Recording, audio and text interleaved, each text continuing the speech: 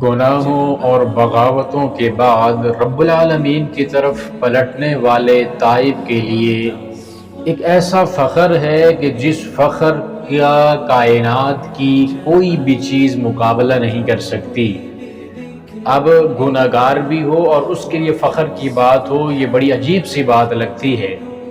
لیکن وہ فخر والی بات ہے، اس لیے کہ جب بھی گناہ گار اللہ رب العالمین کی طرف پلٹتا ہے توبہ کرنے کے لیے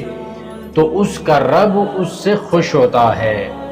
اب جب رب خوش ہوتا ہے تو اس سے بڑا فخر اس کائنات کے اندر کون سا ہو سکتا ہے کہ اللہ خوش ہو جائے، اللہ مسکرائے،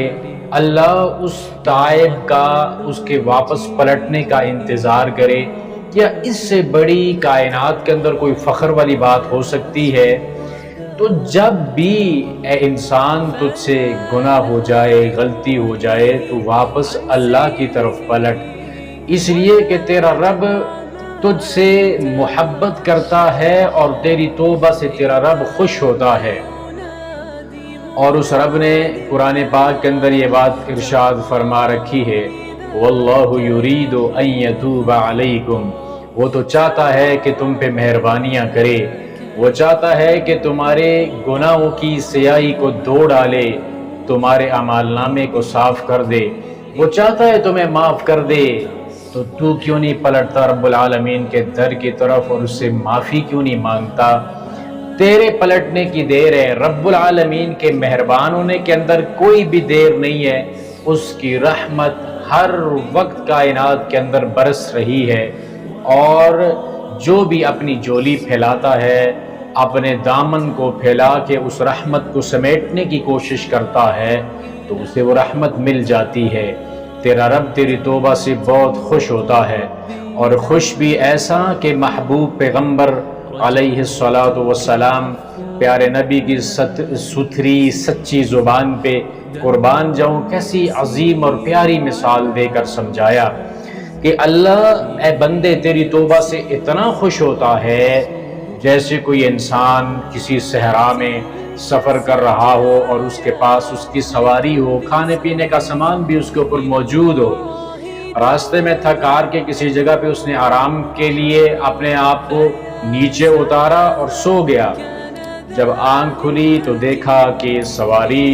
نہ موجود ہے اور نہ ہی اس کے اوپر جو ذات تھا وہ موجود ہے۔ اب حیران اور پریشان ہے، ارد گرد سارے کا سارا صحرا ہے، پینے کے لیے پانی نہیں، کھانے پینے کے لیے کوئی چیز نہیں، دور دور تک انسان نظر نہیں آ رہے، حیران اور پریشان ہے، خوف کا عالم ہے۔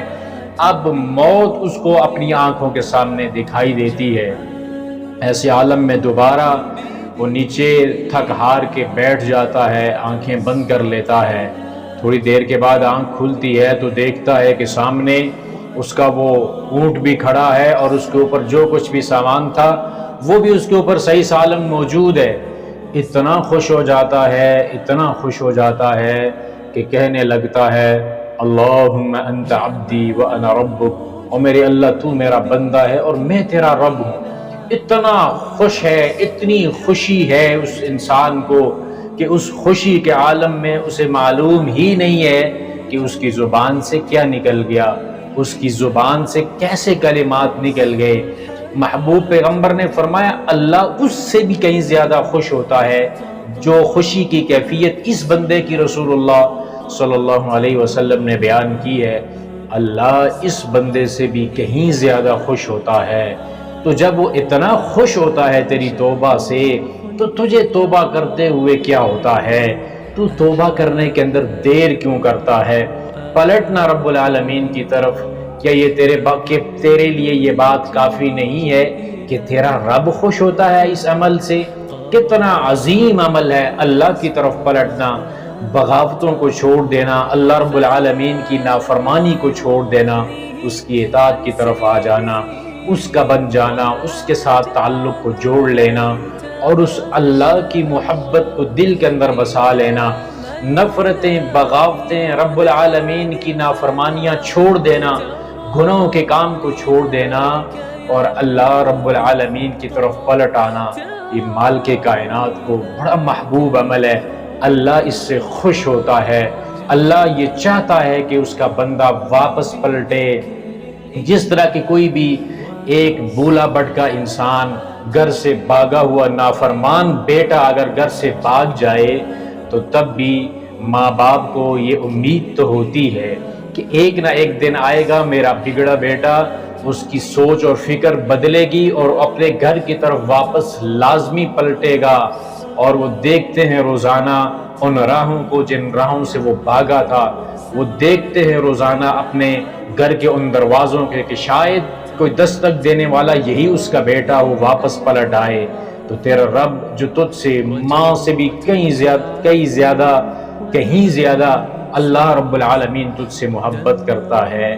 تو پھر اس رب العالمین کو کتنی خوشی ہوتی ہوگی